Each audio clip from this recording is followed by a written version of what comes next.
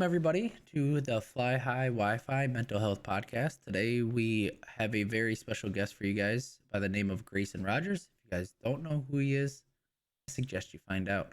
He's an up-and-coming country artist that's been around the scene for a little while. Has had some great songs out there. I personally have been vibing out to him for a little while, and I really do like his music. He sings from truth, the Lord. For those who are religious, he sings about the Lord in love, in just genuine. The more I talk to this man, I am more and more honored to have him be a part of our show today. So as you guys see, we also have Mrs. Wi-Fi as usual, and myself, Roz23 here, sharp. And today we are gonna do a little topic before we bring Gray in. It is, how do you say, Alyssa? The polyvagal theory? Polyvagal theory, guys. It proposes that the evolution of the mammal automatic nervous system provides the just the neural system substrates from the adaptive behavior strategies. All right. I'll leave the big words to this beautiful lady right here. Well, I took most of the big words out. Oh, so I would struggle with them. Great. Um, so it was funny that you were saying earlier that you didn't understand the name. So I actually broke down the name because this theory is a lot. So poly means many. Vagal comes from the vagus nerve. Okay. The vagus nerve is a very long nerve that wanders throughout the body. So it's pretty much from head to your pelvic area. Okay. So it connects all your nervous systems. And vagus actually means wander in Latin. So it wanders throughout the entire body. This theory was founded by Stephen Porges. I wrote that wrong. So he started to research the way our bodies process stress. So before he was doing this, all the stress theories just showed that you were either stressed or you weren't. So it was like a light switch. You were either on or off. You were either stressed or you weren't. So this theory goes into the fact that we have different stages of stress or multiple different activations. So it's like a ladder. Okay. The 3 different stages, and I sent you a picture to your phone. Picture to my phone. Okay. First stage is the ventral vagus nerve. Save this and to the Discord so I can look at it. The second one is the sympathetic nervous system, and then the third is the dorsal vagus nerve. Okay. So those are the different rungs on this ladder. The first one is the social engagement, and that's kind of where you want to be. That's where you want to be in your stress levels. It's where we relate to other people. You're in a normal regulation in your nervous system. It's how we are present with ourselves and other people around. Scratch that, guys. I have to rotate it. So I have to edit it and rotate it and then resend it. Give me 1 second, guys. But go ahead, Lisa. So when he pulls that up, you're going to see that in the picture. It's like the blue area. So that's where you want to be in your nervous system, is kind of staying in that social aspect. The second one is your take action, the fight or flight sympathetic nervous system. That's the second rung. So you'll feel tension, anxiety, an increase of heart rate, because this nervous system is actually attached to your heart, your lungs, all those important organs. So when you get stressed out or go into that fight or flight, that's why you feel the increase of your heart. You feel the increase of your breathing. Sometimes it gets hard for you to breathe. That is why, because when you start to feel that panic, you're attached to those organs. So we've talked before how everything is attached. Essentially, everything in your body is attached. Okay, so now it is up. I have the social engagement, guys. Here you guys see at the top. And then you have your fight or flight, which is your nervous system down your spine. And that, I was going to say, that's in the back and the spine. So an important note here is a lot of times people that are stuck in a fight or flight phase, they'll experience tension in their shoulders and their back. Okay. And they'll say like no amount of stretching and stuff that they do will relieve it. It's because it's within that nervous system and it's not going to until they release themselves from this stuck state in this fight or flight system. Okay. Another one here is since you're stuck in that fight or flight, you tend to have the high cortisol states. Okay. So we'll leave that note for a minute. The bottom rung is that dorsal vagus nerve, kind of your shutdown. This is where you'll shut down. Okay. So that's that front red one. Yep. The immobility. Yep. So this one's kind of, it explains to itself. This is where you'll shut down. This is where you'll go into your freeze response, and it's similar to playing possum. Okay. So these ones are paired together because 2 and 3 are our survival states. You kind of want to stay out of these. You don't want to be in these states for very long. You want to climb the ladder rungs to get back to that social engagement. You want to stay there. Okay. Of course, you're always going to be using those other nervous systems, but you can't stay in these for too long. If not, it'll start causing issues in your body. All right. So if you're in state 2 for too long, your body has those high cortisol states. Your body knows that you can only handle high cortisol for so long. So it'll create a cap and it'll automatically send you into that stage 3. It'll force your body to calm down and go into that shutdown state. Okay. So it's automatically forcing you further away from that number 1 state where you want to be. So when you're there, you can also blow that cap. Essentially, you're putting a cap. Your body's putting a cap to kind of bring down your levels, but it can create like angry outbursts because you're going to blow that cap at some point. So that because your body naturally wants to go back to that stage 1. All right. We had a question real quick from Muffin. Could epilepsy be caused by being in these states too long? Which we talked a lot about epilepsy last week. And that's something we might have to look into further. Yes, I'd have to look more into that. Yes. Muffin, we will look into that for you. But I don't know if 100% because they are kind of all. These nerves, when I was looking into it, kind of stop at that amygdala. Okay. But the amygdala sends all the responses to the brain. The brain, correct. Yep. So I'm sure it could, but these nerves stop at the amygdala, and the amygdala sends all the responses to everywhere else in the brain. So that's how they're connected. All right.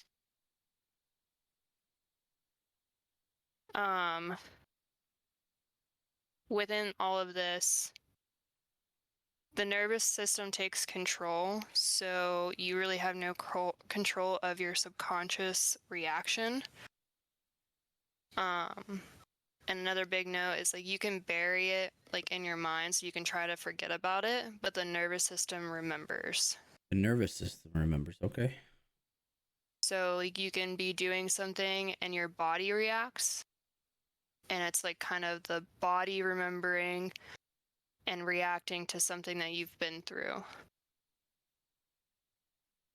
All right. That's interesting. That usually the brain controls everything, but the nervous system's actually the one that remembers. Cool. The nervous system's directly like a trigger connected to the brain. So if you're trying to bury something, your subconscious remembers and the nervous system reacts to it. All right. Hero says it's a crazy feeling for sure. It's a trigger.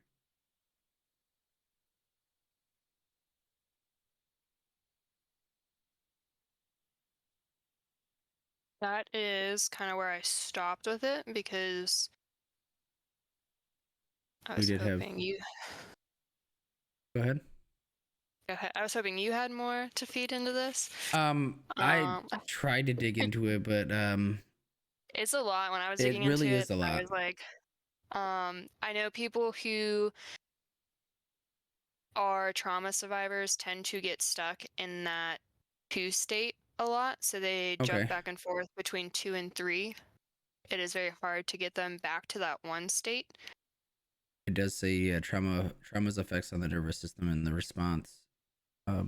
If we have unresolved trauma in our past, we may live in versions of perpetual fight or flight. We may be able to channel these fight or flight anxieties into activities such as cleaning the house, raking the leaves, or working out at the gym. But these activities will have a different feel than they would if they were done with social engagement biology.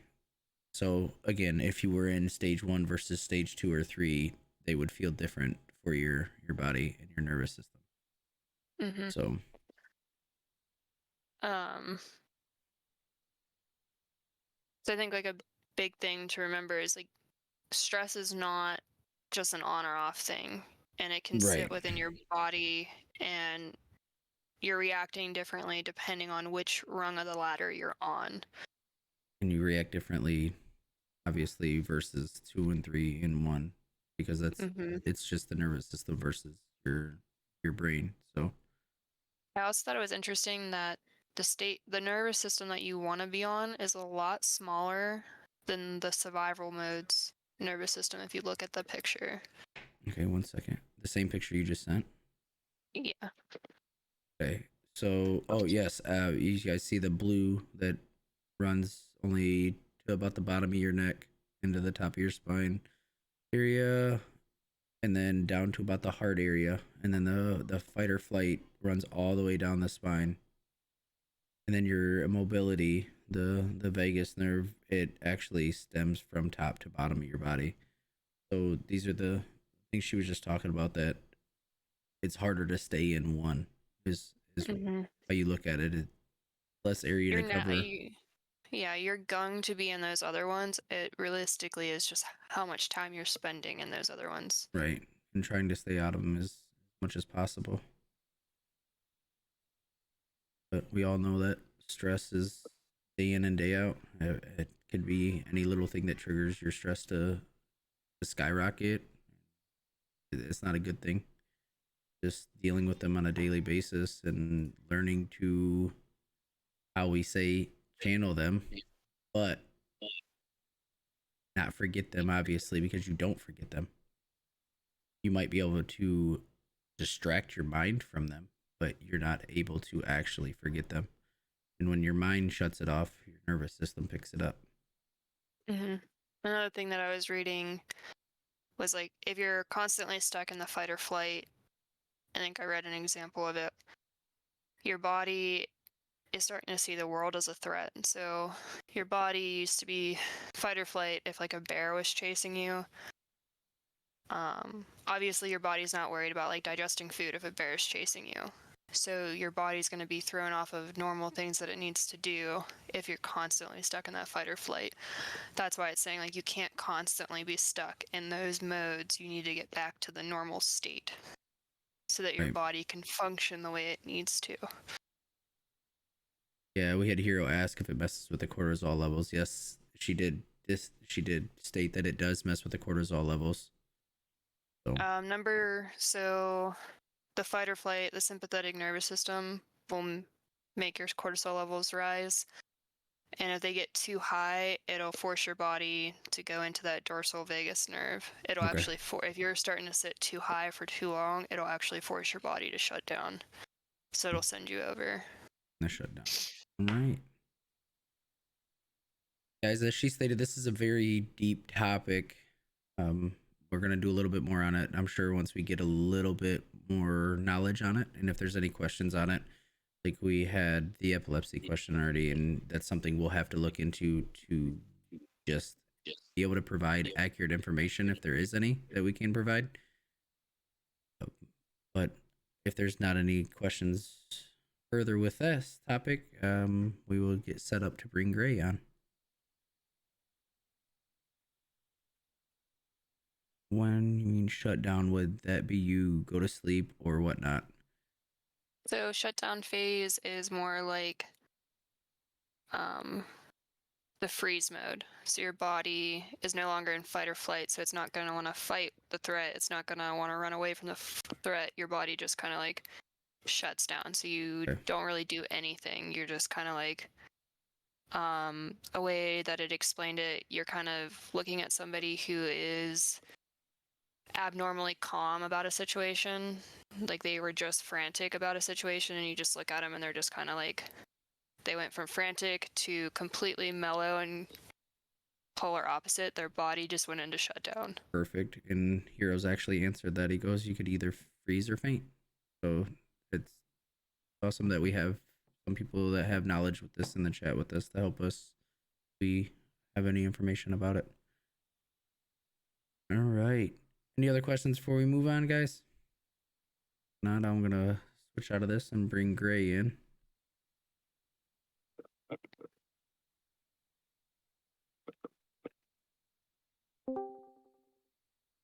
You there, sir? Yeah, yes, sir. All righty. All right, guys. As you guys can hear his voice in the background right now, we do have the legend himself, Grayson Rogers, here, guys. It's an honor to have you on the show, bud. Hey, I appreciate you guys having me. Absolutely. You are welcome to turn on the camera if you want to, because it looks like chat wants to see your face if you're willing to. I got you. Yeah, of course. Considering most of the people that came over here are your people. Here he is, the legend, with that same Baywatch shirt that's been on for like 3 years, I think, with everybody's signature on it.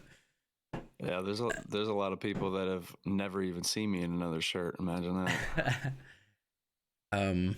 Grayson, this is Alyssa, aka Mrs. Wi-Fi. She is the leader of this crazy group. Good to meet you too. She is one of the main reasons why we are here doing what we do. Is the knowledge and the brains behind everything too.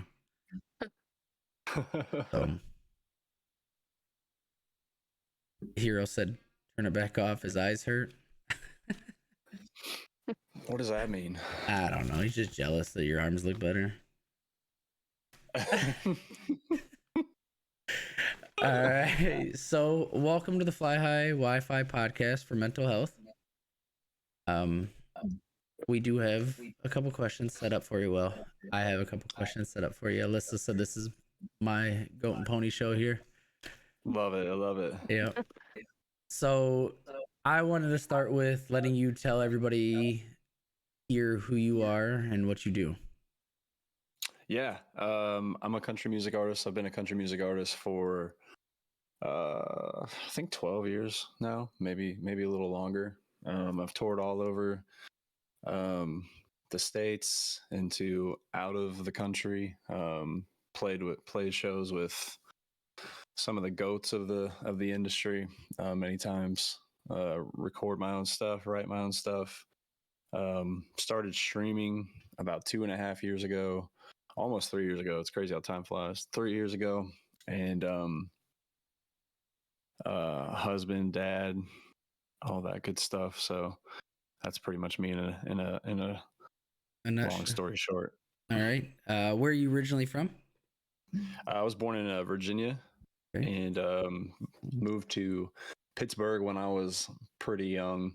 Then moved to Florida, and then moved to Tennessee. So I've lived a little bit of everywhere. A lot of my life. Nice. And it's kind of been like split up equally. So like when people ask where I'm from, I'm like, like, are you mean like where I was born? Like where like so yeah. Being from Pittsburgh, we all know that you're a huge Steelers fan, as we see in the background. Yep. Yins are over there. Yinzer, yes. I grew up south of Pittsburgh, so. Heck yeah! I moved there when I was like 6, I think, and then lived there till I was about 13, and then I moved back to Pittsburgh in 2010 for a year, just to get away from Florida. So good portion of my life. So diehard Steelers fan. Awesome. So, in the 12 years you've been doing this, when you first started your career, what are some of the main struggles that you had to go through mentally?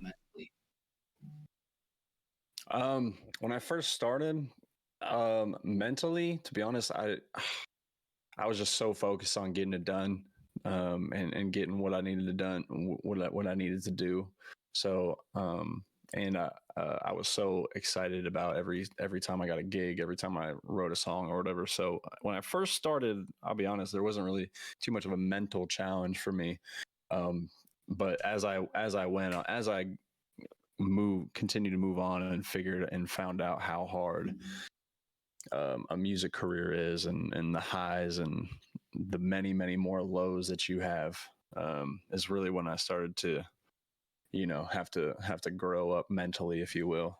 Okay. There's so many things and so many low points that people don't know about when it comes to music and in the music industry and a music career, and really anything in the entertainment world, streaming included, to where I didn't know about. You know what I mean? For instance, um, there was many times where I would play a show right, at nighttime, a night show. The reason why I say nighttime is because it's a big deal. You play under lights; it's really cool, in front of thousands of people. And literally the next morning, I had to wake up at like 5 a.m. and go work on a warehouse. And people don't understand the drastic mental high that you're on, and then the mental low that you're on, and what that can do for you, for a artist. That's why people always say it's tough. You know what I mean? And even if you don't have to go work on a warehouse, you think of your favorite artist that's big, right? They play those shows, but then they go in that bus and it's lonely. It's a quiet bus a lot of times, right? So it's a mentally roller coaster that you got to figure out how to battle. So that's really whenever I started to really realize the mental toughness that you have to have, and you got to figure out how to do it, because there's things that you're just not mentally prepared for. So yeah. Okay. So, through those times, and you say mentally prepare, what are some of the things that you leaned on or looked for to help bring you out of the lows? Definitely for me, my faith, God, knowing that that He's in control, and then He's ultimately, He's got it all figured out. Thank God, because I don't. And friends, as far as like the guys I was playing shows with, you know what I mean. And I always say it's important to have friends. It's important to have friends, of course, a period, but it's important to have at least a few friends that know what you're going through. So, if you're a streamer, make sure you have a few streamer friends, that understand, right? Because you could talk to a friend that doesn't know anything about it. You could talk to talk about your problems or your mental issues till you're blue in the face to somebody that doesn't stream, and they'll listen, I'm sure, but they won't really understand, right? They won't. No. And it's the same thing with music, right? So I made a few friends that were songwriters and artists, and understood what I was going through, and still do. I mean, I'm not some national humongous act, you know what I mean? So Yeah. and even if and like I said, national acts, they go through their own thing. It's kind of different, the mental battles, depending on where you're at in the music journey. But those were some of the things I did to help. And then just I always say, there's no way you can really prepare yourself for it except for you to go through the fire. You know what I mean? So you just kind of have to go through it and learn and figure out how to continue on. Absolutely. And you stated that, like, those who don't stream, you can talk to them blue in the face and they won't understand. It's kind of, I say the same thing about a lot of military people. So yeah, we can talk to somebody that's never been through it, and they can be there, but they might not actually be there with you and understand exactly what you're going through or know how to react or absolutely. feel like they're saying the wrong things at the wrong times. And Yeah. I get that 100%. aspect. And being a streamer, streaming's not as easy as everybody thinks it is. So I can only imagine the music business with just like streaming. There's so many people trying to do it. So Dude, it's insane. It yeah, really is. It's crazy. It's crazy. I think every time I go to Best Buy or something like that, I see like some 13-year-old kid picking up like a green screen or something. I'm like, oh, know what he's doing. yeah, he's the next YouTube sensation over here. Yeah, exactly. And that's It's one crazy. thing. And then you got people that are on the other side of the spectrum that are like, up there in age, and I think it's cool that they do is streaming, but that's why that's to cover our point, right? Is like there's Right. so many people that are trying to do it. It's wild. And it's everybody thinks they can be a streamer, but I'll tell you right now, I've been doing this for 3 years also. Streaming's not for everybody. I've watched a lot of good content creators come and go, and I've watched a lot of people that might not be as savvy or as good as the next person stick it out for longer than, in all honesty, they might maybe should have, because it's Sure. gonna take that mental toll on them seeing Man. the lows, right? Because the Yeah. numbers don't come instantly. The money doesn't come instantly. The money might never come. Yeah. And that's why I've always stressed, like, don't go out and blow a bunch of money on streaming if you can't afford it, because that turnaround isn't coming right away. 100%. You might get lucky and blow up off when now you have TikTok and YouTube Shorts and all that stuff. Social media is now your best friend when you're a streamer. If you don't 100%. But use even them, even even even nowadays, right? Like you can have a video go viral and it doesn't translate. You know what I right? mean? I know so many people that have a video or two videos or shoot even three videos, but they can't get those people to come over to Kick or Twitch or whatever for the life of them. You know what I mean? Yeah, I know how that is. I have a Facebook army from my music years. And I can't get them to come up. I mean, most of them. There's been a few. There's been a handful. But most of them, they absolutely refuse to download a new app that they don't know about. absolutely. And that's one thing that we've talked about. Like Twitch and Kick are streamer platforms. There's not a whole lot of, well, more or less on Kick than there is Twitch right now, because Twitch does have an audience. It's not like YouTube. Yeah, YouTube is 100%. obviously is the biggest platform for watching videos of the world. It's been around Hmm. for what, 20 plus years now. Yeah, And then you have Twitch, where mainly video game people and streamers and other people come to, and it's been around for a while. And now we have Kick, where people are like, "What the heck's Kick?" Like, right. well, exactly like Twitch, just green. But Yeah, so just green. yeah. So I 100% can relate to that one. As far as like the streaming world is, it's a lot harder than people think it is.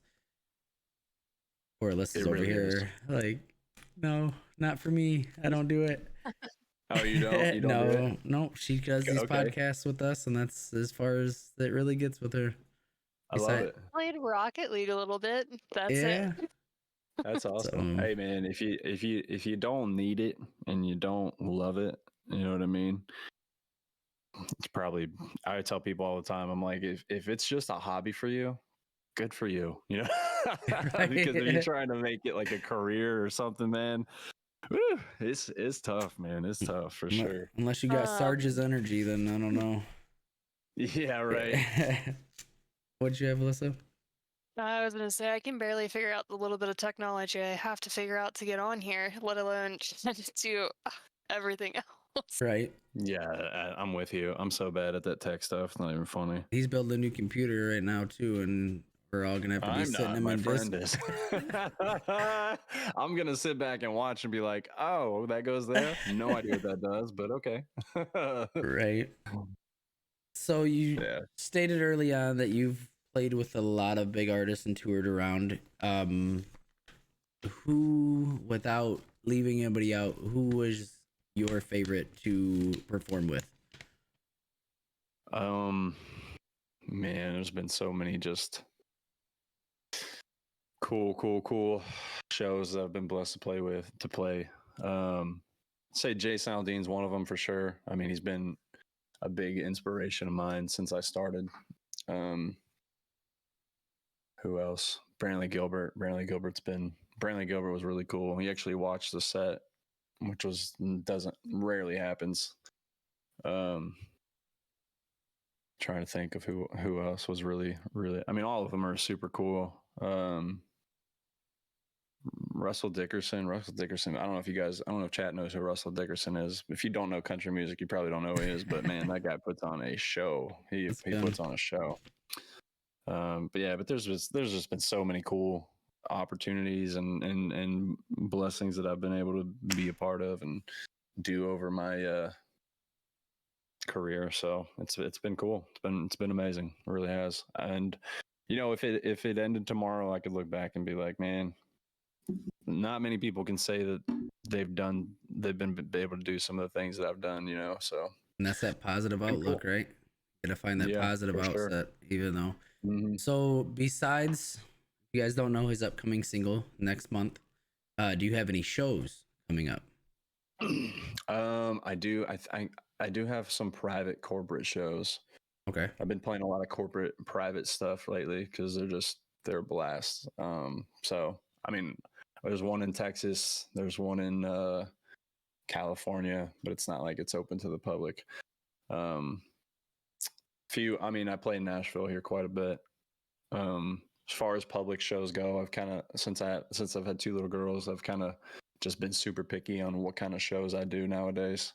If I get an opening slot or something like that, or I get a festival that wants me to play, I'll play it. But as far as like going on tour and stuff like that, I've kind of just slowed down just because namely, it's really not worth it unless it's like a big opportunity. And I do get those, and which is cool, usually off of social media, which is dope. But I do have shows coming up, to answer your question. All right. Yep. So chat, we'll keep you posted on those ones.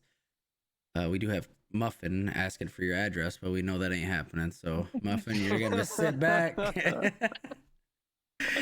You can give her a PO box to send you gifts. Yeah. I live in Nashville, and I live in I live near Nolensville. Yeah. Yep. I did bring up your new single coming out. If you would like to go over that a little bit.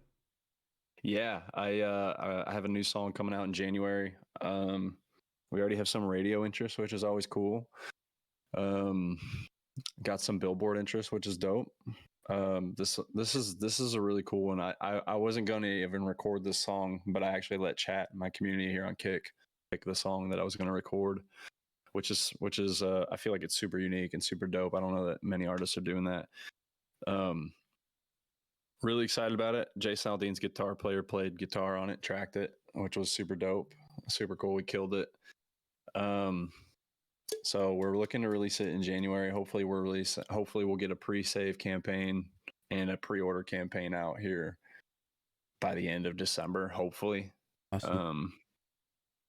There is a chance it's delayed though if we continue to get more interest from stations and stuff like that. Sometimes they need to do processing of the song and stuff. So if it's delayed, that's a good thing.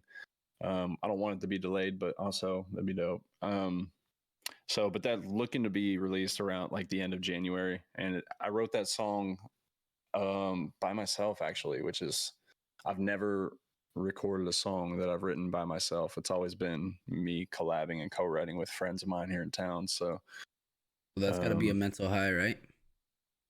To be honest, I wasn't even going to release it. To be honest, I was never going to record it because just because. Were you down on yourself thinking it wasn't going to be what it is? I mean, maybe a little bit. When it comes to songwriting, it doesn't come naturally to me. It's definitely something that I've had to work on. You know what I mean? It's like, for instance, like entertaining. Entertaining, I feel, comes naturally to me. I mean, the first time I ever stepped on stage to sing, I felt at home. I felt like it was just, I was born to do it. Whereas songwriting is, some people feel like they're born and it just comes naturally to them. Dude, it's a grind for me. It definitely stretches my mentals for sure. So yeah, I've never been as fully confident in my songwriting as I am when I step on stage. So that's probably one of the reasons why I probably wasn't even going to think about recording it. We are our worst critics, right? Yeah, that's true. But it came out awesome, and I'm really excited about it. So I've heard it, and I know a few people in chat have heard it. I'm excited for it. I'm excited for the world to hear it. We do Man, I have appreciate plans it. on pushing this all the way up to iTunes #1, and we're not gonna stop till we do. And then Gray's got to play this scary ass game that he's gonna be terrified the whole time, and I'm super excited for that. I tell you what, man, if we chart that song on iTunes, I will play any game y'all want me to. I swear to You goodness. heard it here, chat. I swear. We've done it. We've been able to do it one other time with one of our songs. We made top 3 with floating. 6 years ago. So Okay. You did speak that songwriting isn't your strong suit, but performing is. So, with a little bit of background in country music, like trivia kind of things that I learned from, you talk about performers versus songwriters. George Strait, the legend of country music himself, right? Do yeah. you know how many hit songs he wrote of his own? How many songs did George write of his own?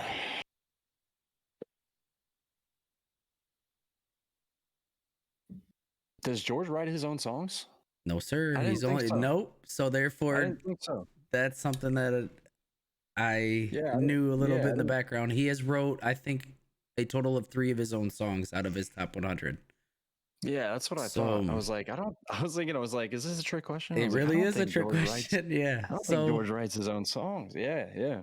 Hey, listen, there's a talent in picking songs too, right? absolutely, That's what I love. That's what I love about Aldine is he doesn't write his own stuff, Brantley but writes a lot of you his. got to have a good ear for a song, right? And a hit. And there's something to be said about that. So obviously George Strait, he knows a hit song, and people like Jason Aldean, he knows a hit song. And there was a big debate a few months back about that. And listen, I write my own songs, but that's because I'm not on a label and I don't have the best songwriters in Nashville writing songs for me. Those But yeah. guys do, Yep. So then So you spoke of Brantley and you spoke of Jason Aldean. Jason doesn't write a lot of his own music, but a lot of people don't know that Brantley writes a lot of music. yes, he does. Brantley writes for Luke Bryan, Jason Aldean, a lot of them actually in the background. So Yep. not a lot of people are their 2-man or their 1-man show here. A lot of people have a little help behind the scenes that not a lot of people know about too. So Exactly. it's good. There's a talent to both. You know what I mean? There's a talent to both. There's a talent to having an ear for picking songs, and then there's a talent for writing songs. And I always say, surround yourself and don't be afraid to use people that are better than you. You know what I mean? So if you're a national signed act like an Aldine and you're not the best songwriter, then why not use people that are better than you to help you craft a song that you like? You know what I mean? So there's nothing wrong with that. Absolutely. It's knowing your strong suits and doing what you need to, Yeah. So he does have F3 chat. He's an affiliate with F3 also. Old Grayson. So I really don't have anything else besides I wanted to know like the highlight of your career, and you spoke. There's been so many of them that it's hard to just pick one. So, yeah, it is. Then you've had that many good things. That's awesome, and we're gonna hopefully continue to see more good things come for your future, and keep trying to build you up over here as best as possible. And I am fully on board with doing whatever I can to help you. And man, I appreciate you, dude, for real. Yeah, I mean, any artist, up and coming, I even hate up and coming. I hate that word, but it's kind of like I hate the quote, the song "Small Streamer." You know what I mean? yeah, But no one can do it without the people that believe in them. So, absolutely. I appreciate you. Appreciate everybody that rocks the songs and hangs out and streams and all that kind of stuff. So, for real. Chat, we're gonna leave the last 5 minutes open here to you guys with any questions that are appropriate and not off the wall. All right. No addresses. No, not out of pocket. Not out of pocket. Maybe some toe picks, but you can see that live on the stream when Toey comes out, or Toasty. Yeah. Oh my gosh. When I seen that yesterday, I was like, "What did I come into?" Yeah. He puts a smiley face on his big toe. And he shows it off the stream. It wasn't my idea. It was their idea. So they get weird like that. It's fine though. Oh, I Everybody believe it. It's okay. everybody You gotta send everybody Jerry into that. Oh, Jerry all would lose it. we all have our weird kinks, you know. Absolutely. We did have How one long have you guys question. been doing this pod? 6 months roughly. Nice. That's awesome. It's not been very consistent, mind you. It's getting Okay. more consistent. This summer really kind of set us back a little bit. With she's a huge like workaholic herself. How many episodes do you think, like ballpark? We have about 15 right now. You've made it past the mark. Do you know what the mark is on podcasts? No, They say most people that start a podcast don't make it past episode 5. that's crazy. Oh. If you make it past episode 5, you're like in the 0.1% that do. Awesome. Well, we're not stopping anytime soon. We enjoy Heck doing yeah. it. Love it. Mrs. Wi-Fi is going back to school to further her career and all this with the nonprofit. So I think that is one thing that keeps pushing her forward. And I That's just awesome. love being here for people and spreading the awareness of mental health and suicide prevention, as it's very dear to a lot of our hearts, not talked about enough. Yeah, absolutely. Definitely. Yeah, that's definitely a thing for sure. I don't know if you guys know this, but Nashville is like one of the top cities, if not the top, one of the top cities in America that have people on antidepressants and stuff like that. So Outrageous. And as much as people didn't like him, Donald Trump did state that this world has a mental health problem, and it's the truth. 100%. And a lot of it can be related back to I believe the drugs that they put us on without knowing a perfect diagnosis of what's going on. So 100%. I blame a lot of it on social media as well, to be honest. my God. Social media is great. Social media is great. It's a great tool, but it can also be very, very bad for your mental health as well. It's a godsend Yeah. and the devil all wrapped up in one. A lot of comparison, a lot of people, wondering why their life isn't like so and so who's posting their highlight reels and all that kind of stuff, especially in the in the entertainment world, especially in the stream world. That's crazy. I feel for people that fall into that comparison trap and there's so many people that end up quitting their dreams because they just keep comparing themselves to other people. We talk about social media a lot, and it's a big thing. Cortisol Really levels when yeah. you see your likes going up. We talked about that, right? If you gotta, they strive on how many likes and how many times it's been reposted, and Oh man, it's like a dopamine hit for dopamine. real. Really is. Absolutely. Yeah. Yep. And we all fall, and we're all like, I'm even guilty of it sometimes. I got to catch myself and be like, not comparing myself or anything like that. It's hard not to do whenever it's constantly in your face. Especially in this world that we're in now, streaming as we're doing right now. Streaming, music, man. I'll tell you, one of the hardest times with me for my music career was I think when I moved here to Nashville. I've been here 2 years now. At this point, and this guy, I'm not gonna say his name because some of y'all might know him.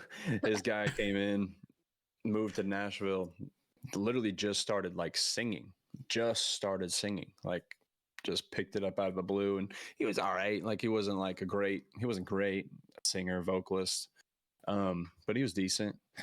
And man, I kid you not, at this point I had been doing music for 8 years, I think 8.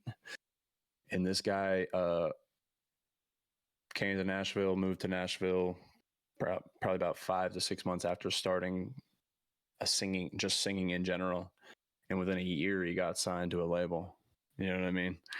And so, from someone like me that's been grinding and working, working to see someone that just picked it up out of the blue and is on tours, man, that was not easy as a on your boy for mentally for a while. I didn't have any ill will towards him, but I was just like, man, Am I doing something? I have to figure out how to be able to handle all that mentally. It's not easy. We did have a question from Is That You who wants to know, are you friends with Kane Brown? I've never met Kane. I've met his band before. I've met some of his band mates around town, stuff like that. Met his guitar player. I'm pretty positive, if I can remember correctly, I met his drummer that passed away 2 years ago. When he got in a car accident. I met him, but I haven't met Kane himself. But I've heard he's a great dude. Yeah. Heard a lot of good stories about him going back to his hometown and still hanging out with his local people and the local like little party store there, and lets him climb up in his truck and mess with it and do everything. Like, he doesn't forget where he came from, and that's huge. That's good. Yeah. Yeah, that's good. I don't see anything else in chat. So, on behalf of Fly High Wi-Fi and myself, this is Wi-Fi, we want to say thank you for joining us today. It's been nothing but an honor. Of course. Appreciate you guys having. Welcome. I love doing podcasts and stuff like this, so I always enjoy doing it. Maybe we'll collab again on something else later on, and we'll see. Maybe a month after the single comes out, where we're at. We'll see. Yeah, we can get something going there. yeah, absolutely. I'm always down. Always down. All right, Alyssa, you got anything else? No, I just appreciate your time. It was great. I've heard your name a lot, but it was great actually, I guess, meeting you. Yeah, you too. You too. You too. Thanks for having me. Shout out to Chad as well. I see a bunch of awesome people in there. What you got for us, Demon? And if it's about your F3 code, congratulations. But it better be for Grayson.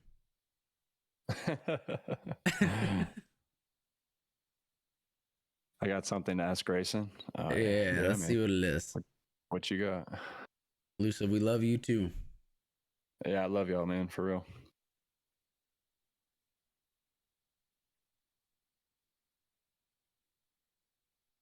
What does Grayson think of Jelly Roll and Hardy?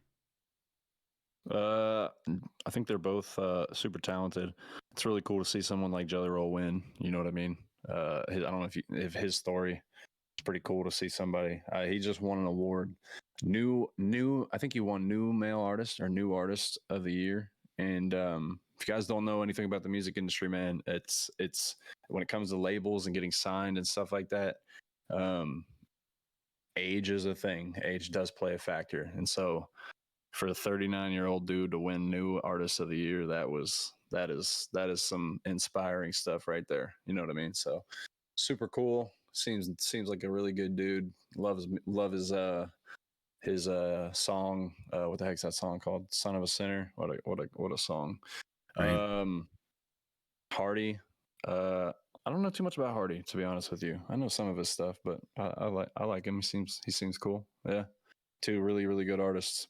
It's crazy that Jelly Roll came from what he has to where he is now, and that's huge for him. For real. It's cool to see. Yep. Cool to see comeback stories like that. Yeah. So, is that all, chat? All right, guys. On behalf of Fly High Wi-Fi, this will conclude this episode of our mental health podcast. Be on the lookout for our next episode, as we have some events going up. So it might be a couple of weeks. It might be after the first of the year. We will keep you posted in our Discord. If you guys haven't joined the Discord, !Deem Dissy in the chat. If you don't follow the Facebook, !FB, bring you to both of those. Please follow, like, and share what we do have posted, so that way we can raise more awareness. And this will be everything for this week. Thank you. Bye. Bye.